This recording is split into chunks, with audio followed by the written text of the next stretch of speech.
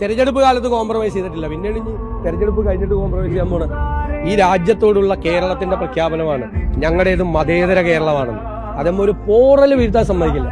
തെരഞ്ഞെടുപ്പ് കാലത്ത് കോംപ്രമൈസ് ചെയ്തിട്ടില്ല, പിന്നീട് ഇനി തെരഞ്ഞെടുപ്പ് കഴിഞ്ഞിട്ട് കോംപ്രമൈസ് ചെയ്യാൻ പോണ ഒരു കോംപ്രമൈസും ഇല്ല. കേരളത്തെ ഭിന്നിപ്പിക്കാൻ സമ്മതിക്കില്ല.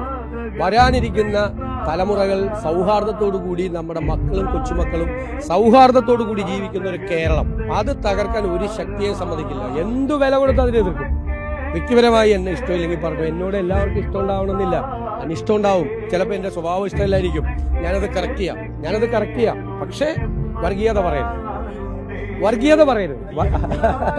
ബിജെപിയുടെ ഔദ്യോഗിക പേജ് വന്നിരിക്കുന്നത് അങ്ങേ മുഖ്യമന്ത്രിയാക്കിയത് പാണക്കാട് എന്ന് പറഞ്ഞ ഒരു ചിത്രം ഉൾപ്പെടെയാണ്. അല്ല, ബിജെപിയുടെ പരിപാടി എന്താണ്? വിദ്വേഷ പ്രചരണമാണ്.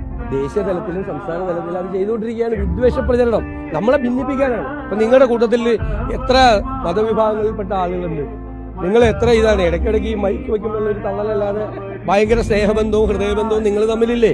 വിവിധ സ്ഥാപനങ്ങളിൽ വർക്ക് ചെയ്യുന്നവർ, അതിലൊരു ഭിന്നിപ്പുണ്ടായാലും ഒന്ന് സങ്കല്പിച്ചു നോക്ക്. എനിക്ക് ഇമാജിൻ ചെയ്യാൻ പോലും പറ്റില്ല. അതൊന്നും സമ്മതിക്കില്ല കേരളം. നമ്മൾ പറയില്ലേ, ഈ തെരഞ്ഞെടുപ്പിന്റെ പ്രഖ്യാപനം ഈ രാജ്യത്തോടുള്ള കേരളത്തിന്റെ പ്രഖ്യാപനമാണ് ഞങ്ങളുടേത് മതേതര കേരളമാണെന്ന്. അതമ്മ ഒരു പോറൽ വീഴ്ത്താൻ സമ്മതിക്കില്ല.